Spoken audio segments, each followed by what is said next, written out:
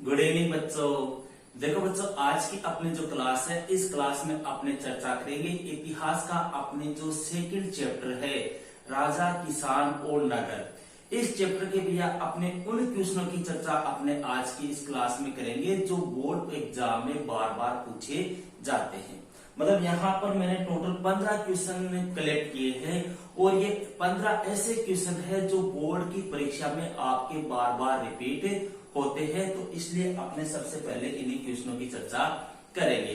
एक भैया कमेंट आ रहा है, कई बच्चों के मैसेज आ रहे हैं कि सर हमें नोट्स चाहिए। कोई हिस्ट्री के बता रहे हैं, कोई पॉलिटिकल के मांग रहे हैं, कोई जियोग्राफी के मांग रहे हैं। ठीक है, तो इसके लिए भैया अपना जो टेलीग्राम ग्रुप है, उस टेलीग्राम ग्रुप को आप ज्वाइन कर लो।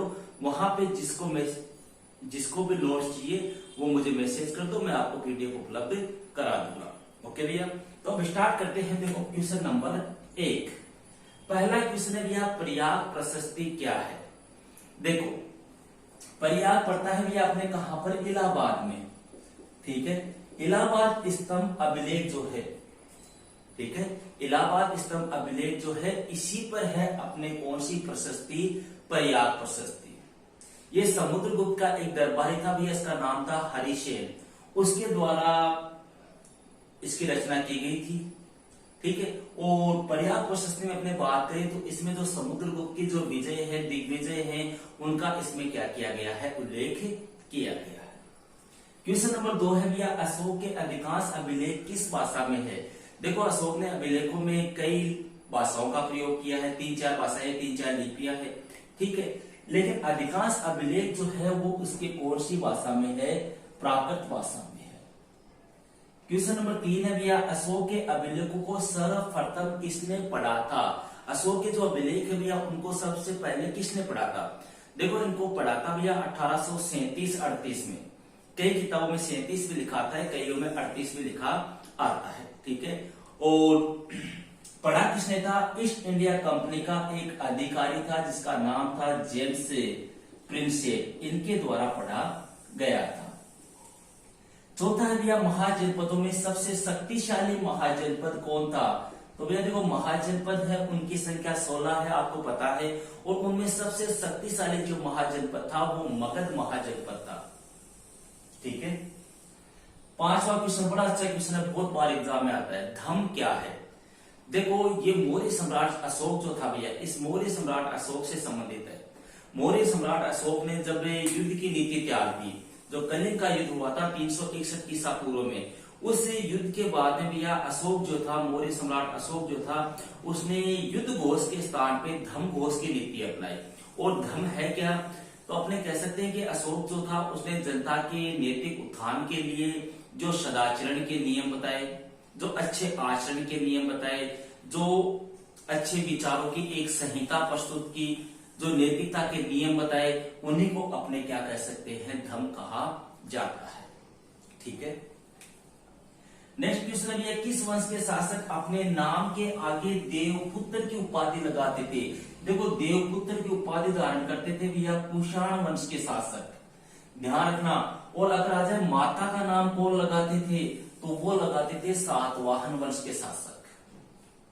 ठीक है, नेक्स्ट है भैया, जातक कथाएं अथवा जातक कहानी क्या है।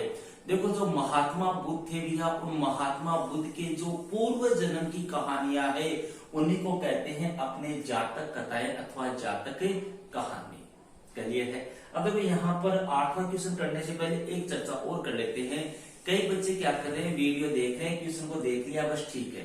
देखो अगर आपको एक अच्छी स्कोरिंग करनी है तो मेरी आप लोगों को यह राय है कि इन क्वेश्चनों को आप एक अलग से कॉपी डाल लो। मोटी कॉपी डालने की आवश्यकता नहीं है, 5-10 रुपए वाली एक कॉपी डाल लो और इन क्वेश्चनों को नोट कर लो। ठीक है, और बार बार इनकी क्या करते रहो, रिवाइज करते रहो। अभी तो जैसे आपका ब्लूप्रिंट आने वाला है कुछ टाइम पे, लगभग महीने भर में आपका ब्लूप्रिंट आ जाएगा, तो ब्लूप्रिंट के अकॉर्डिंग में आपको और मोस्ट क्वेश्चन बताऊंगा जो 2025 के लिए आपके लिए काफी उपयोगी होंगे। तो ये सभी क्वेश्चन आप जो है भैया चैप्टर वाइज एक कॉपी डालो, उसमें नोट कर लो और बार बार इनको आप रिवाइज करते रहो, ताकि आप एक अच्छी स्कोरिंग, एक बेस्ट स्कोर प्राप्त कर सको। नेक्स्ट आता है भैया, आहत सिक्के किन्हें कहा जाता है। देखो भैया 6वीं शताब्दी ईसा पूर्व के आसपास में जो चांदी और जो तांबे के सिक्के थे उनको आहत सिक्के कहते हैं। इन्हीं को अपने पंचमार्क सिक्के भी कहा जाता है। हर्षचरित के रचयिता कौन थे? हर्षचरित, भैया हर्षचरित की रचना की थी अपने बाणभट्ट ने। ठीक है। अशोक अभिलेखों में किस नाम से संबोधित किया गया है? देखो मौर्य सम्राट अशोक जो था भैया उसको अभिलेखों में अपने देवनाम पीरिये, एक तो कहा गया है देवनाम पीरिये और एक कहा गया है भैया पीदसी, इन नामों से जाना गया है। देवनाम पीरिये का मतलब हो गया देवताओं के समान, पीदसी मतलब सुंदर, सुंदर मुंह वाला। ठीक है। तो अशोक को अपने देवनाम पीरिये और पीदसी की उपाधि से सम्मानित किया गया है या इन नामों से संबोधित किया गया है। 11वां भैया चाणक्य के अर्थशास्त्र की। अब देखो यहाँ पर अर्थशास्त्र के मुख्य विषय वस्तु पूछिए। कई बच्चे क्या करते हैं अर्थशास्त्र का नाम पढ़ के ये समझ लेते हैं ये तो इकोनॉमिक्स से रिलेटेड है। ठीक है, नहीं। देखो चाणक्य की जो अर्थशास्त्र है, चाणक्य, कौटिल्य या विष्णुगुप्त जो भी आप कहो, इसकी जो अर्थशास्त्र है भैया उसमें आपके एक राजा के जो राजनीति के नियम है वो क्या होने चाहिए, लोक प्रशासन से संबंधित नियम क्या होने चाहिए उनका उल्लेख है। मतलब सीधी भाषा में कहें राजनीति और लोक प्रशासन इनसे संबंधित है। नेक्स्ट है भैया मौर्य साम्राज्य के कोई दो महत्वपूर्ण राजनीतिक केंद्रों के नाम लिखिए। बहुत सारे केंद्र है, पाटलिपुत्र है, तक्षशिला है, मतलब 4-5 थे, कोई भी आप 2 नाम लिख सकते हो। 13वां है भैया मनुस्मृति क्या है? बड़ा अच्छा क्वेश्चन है। देखो मनुस्मृति भारत का आरंभिक विधि ग्रंथ है, विधि ग्रंथ मतलब कानूनी ग्रंथ। ठीक है। और ये कौन सी भाषा में है ये भी आपको ध्यान रखना है, संस्कृत भाषा में है। और इसकी रचना जो है वो 200 ईसा पूर्व से लेकर 200 ईस्वी के मध्य की गई थी। ठीक है। 16 महाजनपदों की जानकारी हमें किससे प्राप्त होती है?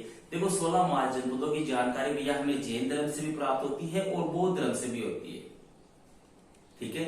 जैन धर्म का आपके ग्रंथ आ गया भगवती सूत्र, उससे मिलती है। और जो बौद्ध धर्म है उसका अंगुत्तर निकाय, उससे हमें 16 महाजनपदों की जानकारी प्राप्त होती है। अंतिम क्वेश्चन काफी अच्छा क्वेश्चन, बहुत बार एग्जाम में आ चुका है। मगध सबसे शक्तिशाली महाजनपद कैसे बना? देखो महाजनपदों की संख्या 16 थी लेकिन पावरफुल महाजनपद बना था मगध। कारण क्या था भैया? पहली बात तो ये मगध जो था इसके पास में 2 नदियां बहती थी फेमस, गंगा और सोन। इसके अलावा यह पहाड़ियों से घिरा हुआ था। इसके अलावा यहाँ पर हाथी जो है वो प्रचुर मात्रा में पाए जाते थे। खनिज संपदा मुख्य रूप से लोहा यहाँ पर प्रचुर मात्रा में पाया जाता था। तो ऐसे 4-5 कारण थे जिनकी वजह से मगध जो है वो अन्य महाजनपदों की तुलना में सबसे शक्तिशाली महाजनपद बना। ओके भैया, तो ये थे अपने इतिहास का सेकंड जो चैप्टर है उसके बोर्ड परीक्षा में बार बार पूछे गए इंपॉर्टेंट क्वेश्चन। मिलते हैं नेक्स्ट वीडियो में एक नेक्स्ट टॉपिक के साथ।